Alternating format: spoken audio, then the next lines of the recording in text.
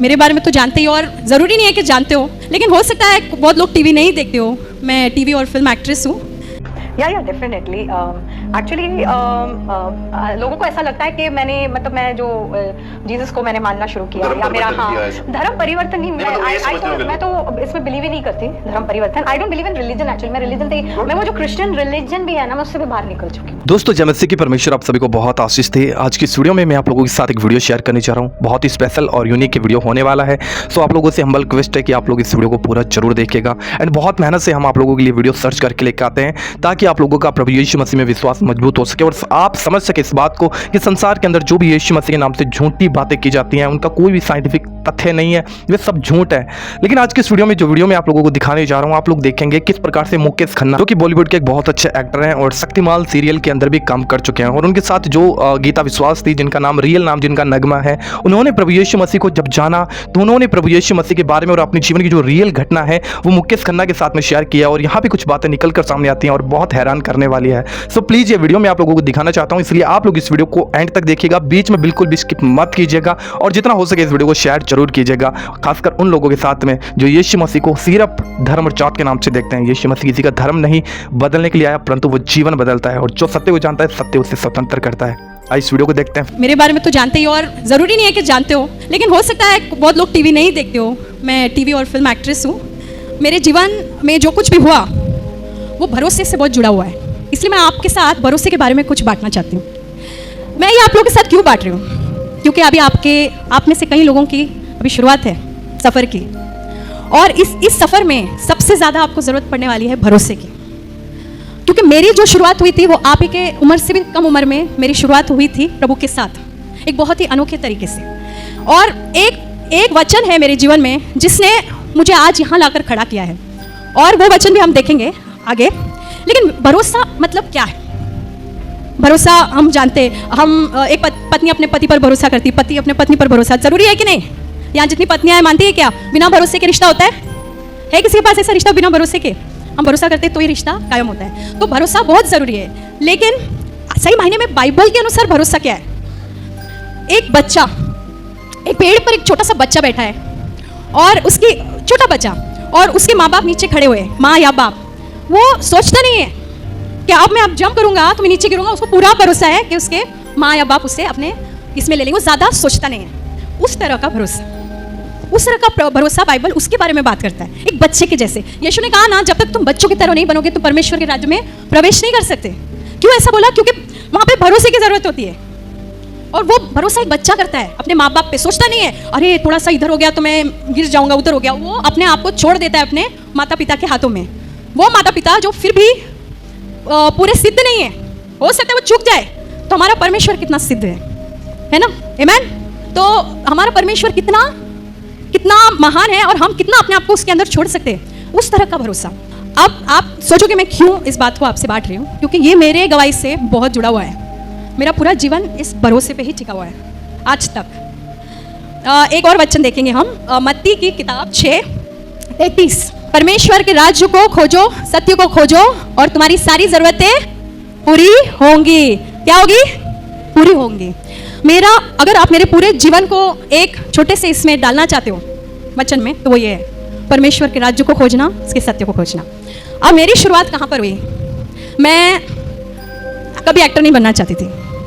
आप हैरान होंगे, आपको लगता होगा ये बचपन से ही सपने देखती होगी एक्टर बनने का, इसलिए एक्टर बन गई। मैं आप लोग से इसलिए बांट रही हूँ क्योंकि कभी कभी हम सोचते हैं कि हमारे जीवन में ऐसा होना चाहिए, लेकिन परमेश्वर की योजना आपके लिए उससे बेहतर होगी अगर आप उस पर भरोसा करोगे। तो किस तरह का भरोसा? वो बच्चे की तरह। किस तरह का भरोसा? उस कुर्सी पे बैठने वाला भरोसा, अपने जीवन की गाड़ी का ड्राइवर उसे बनाना। आमीन। तो मेरी शुरुआत जब हुई, मैं बहुत छोटी थी, 11 साल के एज में। मैं अन्य जाति से आती हूँ। 11 साल के एज में मेरे को बहुत सारे सवाल आ गए कि बहुत सारे भगवान हैं, बहुत सारे देव देवता है, तो सच्चा परमेश्वर कौन है? वो मेरे 11 साल के एज में मेरे माइंड में आना शुरू हुआ कि हम यहाँ पर है क्यों? हम खाते पीते, शादी करते, बच्चे होते, फिर वो भी बड़े हो जाते, फिर उनका हम देखते, इंश्योरेंस करते, ये करते, वो करते, फिर हम भी चले जाते। मकसद क्या है जीवन का? ये 11 साल की एज में है ना। यहाँ पे बहुत सारे ऐसे होंगे, है कि नहीं?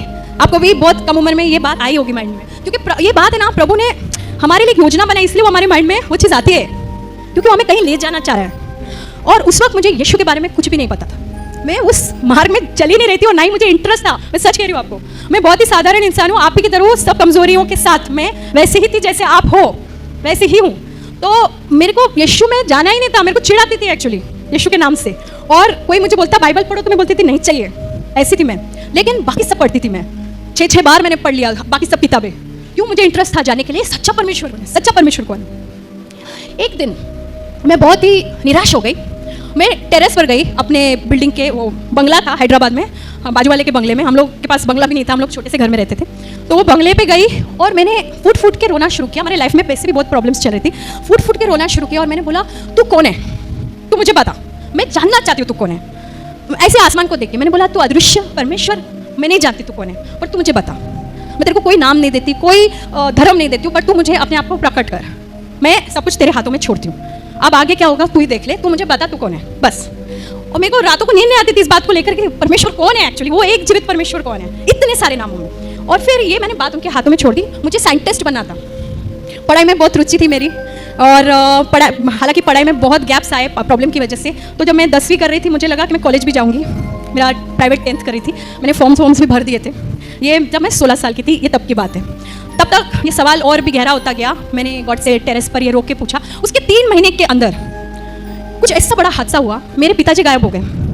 वो मुंबई में रहते थे, हमारे खर्चे के लिए यहाँ से मुंबई से हैदराबाद पैसे भेजते थे। उसी खर्चे पे, उसी पैसे पे हमारा घर चलता था, रेंट, खाना पीना जो भी है। मैं, मेरी मम्मी और मेरी छोटी बहन। अब वो कहाँ गायब हो गए पता नहीं, ना पैसे आ रहे ना फ़ोन आ रहा है, मुंबई फ़ोन कर रहे तो कुछ पता नहीं। ये 3 महीने के अंदर जो मैं टेरेस पे जाके यीशु से, परमेश्वर से, यीशु तो तभी पता ही नहीं था, परमेश्वर से मैंने बोला तू मुझे रास्ता बता, तू कौन है। ये 3 महीने के अंदर ये सब कुछ होने लगा। मेरा SSC कंप्लीट हो गया, तब तक कॉलेज के फॉर्म्स भरने तैयारी हो रही थी। इतने में ये हुआ, मम्मी बोली चलो मुंबई चलते, देखना पड़ेगा किधर है वो, वरना हम लोग गुजारा कैसे करेंगे, कोई नहीं हमारी मदद करने वाला, कोई भी नहीं, क्योंकि मम्मी भी बहुत गरीब परिवार से आती थी। तो डैडी थोड़े से पैसे वाले थे, लेकिन उनके भी बहुत सारे लिटिगेशन प्रॉब्लम्स, ये वो बहुत कुछ चल रहा था हमारे जीवन में। तो चलो हम मुंबई चलते। तो मुंबई आए हम लोग, ढूंढने लगे, उतार के पैसे लेके आए किसी से, ढूंढने लगे। एक छोटे से लॉज में ठहरे, आज भी वो लॉज वैसे के वैसा ही है उधर, airport palace, Santa cruise east में। अभी भी मैं जाके पिक्चर्स निकाल के लाई वहाँ पे। हाँ, इट्स जस्ट लाइक दैट, कुछ बना नहीं, पेंटिंग नहीं हुई उस बिल्डिंग की ठीक से, वैसे के वैसे इतने सालों में। मैं 16 साल की थी तभी। तो उस लॉज में हम लोग ठहरे थे। 10-11 दिन ऐसे ही निकल गए, डैडी मिले ही नहीं। जिधर जिधर हम जाके ढूंढ सकते थे सब जगह ढूंढा, किधर भी नहीं मिले। मम्मी ने बाद में हमको बताया कि उसने सोचा पैसे खत्म हो गए, अगले दिन खाने के पैसे नहीं, 4 दिन होटल के पैसे नहीं भरे थे हम लोगों ने। होटल वालों को पता नहीं था, नहीं तो हमारा बोरिया बिस्तर बाहर कर देते, हमको फेंक देते थे बाहर। वो अभी तक मम्मी ने उनको बताया नहीं था कि हमारे पास पैसे नहीं, उनको लगा अब तक दिया तो दे देंगे आगे। फिर मम्मी ने बताया कि उन्होंने प्लानिंग बनाई थी हमें जहर देकर हमको ख़त्म करना, खुद भी ले लेती थी अगले दिन, ऐसा उनका प्लान था। लेकिन उन्होंने सुना था यीशु के बारे में, बहुत पहले वो यीशु को मानती थी, लेकिन पूरा सब छोड़ छाड़ चुकी थी। और अब उन्होंने सुना था एक चर्च के बारे में, तो वो बोली कि चलो चलते। तो मैंने बोला मेरे को नहीं आना है, मैं क्यों आऊँ, मेरे को ये कौन है ये परमेश्वर, मेरे को नहीं पता, ये खुद सुली पर है, मेरी क्या मदद करेगा, ऐसा मैं सोचती थी। और बोले नहीं तुम चलो, तुम लोग को मैं अकेला नहीं छोड़ सकती होटल रूम में, तुम चलो, तुम लोग बाहर खड़े रहना, अंदर मत आना, तुमको नहीं विश्वास है। मैं बाहर ही खड़ी रही, मैं अंदर नहीं गई। इतना मेरे अंदर वो था कि नहीं जाना मतलब नहीं जाना, मेरे को नहीं पता जो चीज़ में मेरे को विश्वास में क्यों मानूँ ऐसा। तो मैं बाहर खड़ी थी और उस वक्त मुझे पवित्र आत्मा कौन है कुछ नहीं पता, मैंने बाइबल पढ़ा भी नहीं था, एक पन्ना नहीं पढ़ा था बाइबल का। सडनली मुझे वहाँ पर ऐसा महसूस हुआ कि किसी ने ऐसे बकेट भर भर के मेरे ऊपर है ना ऐसा प्रेम उंडेल रहा है, ऐसा शांति, प्रेम, आनंद और जॉय जैसे पूरा मेरे आंखें से भर आई और मैं रोने लग गई। अनकंट्रोलेबल क्राइम, मेरा पूरा शरीर ऐसे काँप रहा था और मुझे समझ में नहीं आ रहा मुझे उधर क्या हो रहा है। मैं बाहर वरांडा में खड़ी हूँ, अंदर भी नहीं गई, मुझे समझ में नहीं आ रहा है क्या हो रहा है। मम्मी बाहर आई तो बोली क्या हो गया, मैंने बोला कुछ हो रहा है मुझे, तो बोली चल चल अभी चलते। तो मम्मी रूम में आई, कुछ बुकलेट्स थे, वो आप दोपहर में भी प्रार्थना कर रही थी मम्मी। मेरी सिस्टर को भी इतना कुछ पढ़ा नहीं था, वो समझ ही नहीं थी, वो 12 साल की थी तभी। शाम के 6 बजे मैं अपने रूम का दरवाज़ा, होटल रूम का खोलते, वहाँ पे एक वरांडा है, 3 रूम ऐसे थे, 3 रूम ऐसे, नीचे रिसेप्शन था, छोटा सा लॉज था, बिल्कुल हमारे चौखट के बाहर। अगले दिन खाने के पैसे नहीं, यहाँ वो उस दिन लास्ट था हमारे पास खाने के पैसे, बिल्कुल हमारे चौखट के बाहर 100 रुपये का ऐसा bundle, just outside our door. ऐसे नोट जो बैंक से निकले हुए, जिसपे एक पेन या पान कार्ड डालने, उन दिनों में तो बहुत गंदे नोट होते थे, ऐसा नोट जैसे अभी किसी ने बैंक से निकाला हो, ऐसा नोट मैं हाथ में, मैं काँप रही हूँ। मैं मम्मी को जाके दिया तो मम्मी ने बोला कि इधर ही रख पैसे, बोलना मत पैसे हमारे पास है, नहीं तो कोई भी बोलेगा मेरा है करके, नीचे जा पूछ कि किसी का पैसा गुम हो गया है या चोरी हुआ है कि क्या है। हो सकता है कस्टमर जब सामने वाला वो उसके पॉकेट से गिर गया हो, नीचे जाके पूछा वो वेटर वो लोग से, तो बोले बेबी ऐसा क्यों पूछ रहे हो, ऐसा तो कुछ नहीं है। तो मैं ऊपर आके मम्मी को बोला ऐसा कुछ नहीं है। फिर हमने वो पैसे गिने, 4 दिन हमारे होटल का उसमें पैसा था, 4 दिन का वो भरने का, और आगे के 3-4 दिन हम 3 टाइम का खाना हम लोग तीनों खा सकते थे, उतना पैसा उस बंडल के अंदर था। मैं बोली कौन है ये भाई, पहली बार गए, मैं तो मानती भी नहीं हूँ, इतनी जगह गए, इतना कुछ किया, जीवन ऐसा ही ऐसा जा रहा है, ये क्या है। एक तो मुझे उधर कुछ महसूस भी हुआ, तो मेरा माइंड वहीं से चेंज होना शुरू हो गया था कि कुछ तो है, something different about this Jesus Christ. तो मैं जानना चाहती, फिर मेरा पूरा वहाँ से उत्साहित था बड़ा, मैं और जानना चाहती हूँ यीशु के बारे में कि कौन है जो शाम को जवाब आता है, सुबह में प्रॉब्लम और शाम को सलूशन। तो मैंने बोला मुझे जानना है। उतने में और भी बहुत सारे चमत्कार हुए। वो एक अंकल थे हमारे वहीं से, मैं जो साइंटिस्ट बनना चाह रही, मैं क्यों आपको ये बता रही हूँ, क्योंकि आप सब भी बहुत आशाएं लेकर बैठे होंगे, मुझे ये बनना है, मुझे वो बनना है, और हो सकता है कि प्रभु की भी इच्छा आपके लिए वो हो, तो वो जरूर आपके जीवन में पूरा होगा। लेकिन कभी कभी प्रभु की इच्छा हमारे लिए कुछ और होती है। क्यों? क्योंकि वो जानता है कि आपकी काबिलियत क्या है, वो आपको किस क्षेत्र में इस्तेमाल कर सकता है। जरूरी नहीं आपने जो सोचा वही हो, जो क्षेत्र प्रभु आपको लेकर जाएगा वहां पर वो आपका पूरा इस्तेमाल करेगा। कहाँ साइंटिस्ट और कहाँ एक्टर, जमीन आसमान का फर्क। तो उसके बाद एक अंकल थे जिनके यहाँ मैसेज मेरी मम्मी ने छोड़ा हुआ था, बहुत पुराने पहचान के, जिन्होंने मेरे को बचपन में, आप में से कितने ने देखा है पता नहीं, वीराना फिल्म की थी मैंने, एक हॉरर फिल्म थी जिसमें मैंने हीरोइन के बचपन का रोल किया था, मैं 9 साल की थी तभी, हॉरर फिल्म। तो वो अंकल ने मुझे करवाया था, वो हॉरर फिल्म के राइटर थे। वो आए, वहाँ मैसेज छोड़ा था, वो आउट ऑफ टाउन थे, वो भी सही समय पर आए जब हमारा ये पैसा खत्म होने को आ रहा है। वो आ गए, आगे उन्होंने हमारी और मदद की, और सबसे बड़ा चमत्कार, वो वहाँ बैठते हैं, एक फ़ोन लगाते हैं, एक बहुत भले मानुस को, जो एक फैमिली टाइप आदमी थे, बिजनेसमैन थे, उन्होंने फिल्म बनाने की सोची थी लेकिन उनका फिल्म फ्लॉप हो गया था, तो उन्होंने एक ऑफिस कम रेजिडेंस जैसे लेके रखा था शास्त्री नगर, लोखंड वाला, बहुत पॉश एरिया में। अब 8 महीने का रेंट भर चुके थे वहाँ पे, और वो ऑफिस यूज़ ही नहीं कर रहे थे, और वो जो लैंडलॉर्ड थी वो पैसे वापस नहीं कर रही थी, बोली कि 8 महीना रह के आप छोड़ दो। वो खाली घर ऐसे पड़ा था, फुली फर्निश्ड। इनको उसी वक्त उनकी याद आना, ये उनको फ़ोन करके बोलते हैं कि एक फैमिली है, परिवार, इनके डैडी अभी तक इनको मिले नहीं है। तो उनके खुद के 3 बेटियाँ, तो उनको भी फीलिंग हुई, वो ममता जगी उनमें, और बोला कि इनको आने दो, रहने दो, जब तक इनके डैडी मिलते 2-3 महीना। हम सीधा एक लॉज रूम से सीधा एक पूरे इस बहुत ही फुली फर्निश्ड टीवी फ्रिज वाले घर में हम लोग शिफ्ट हो गए, और वो भी बिना किसी मतलब, बिना किसी गलत इसके। मैंने ऐसा प्रभु का, मैं अभी इतना समय नहीं है मैं सब बांटूं, पर इतनी चीज़ें हुई, अनबिलीवेबल चीज़ें, जैसे मतलब आप सोच नहीं सकते। प्रभु ने जो कहा ना, तुम विश्वास करोगे, तुम पहाड़ से कहोगे यहाँ से वहाँ हो जा, और वो होगा। शायद पहाड़ नहीं हुआ अब तक, क्योंकि हमारा विश्वास भी अभी वो लेवल में पहुंचा नहीं, लेकिन बहुत ऐसी चीज़ें हुई जो नहीं, असंभव थी मेरे जीवन में। और बहुत बड़ी कहानी को थोड़ा छोटा करते हुए, मैं ऐसे एक्टर बनी, वहाँ से मेरी शुरुआत हुई। मुझे फिल्म्स मिलते गए, मेरा फोटो सेशन फ्री में हो गया, फिल्म्स मिलते गए, नया प्रोड्यूसर, नया हीरो, फिल्म बनी नहीं, अच्छे लोग थे, गलत काम नहीं था उसमें, फिल्म्स बनी नहीं, लेकिन पैसे आते रहे। 3-4 फिल्में बनी नहीं मेरी, पर मेरे को पैसे मिलते रहे, मेरा गुजारा शुरू हो गया। डैडी मिले ही नहीं, 2 साल बाद मिले डैडी।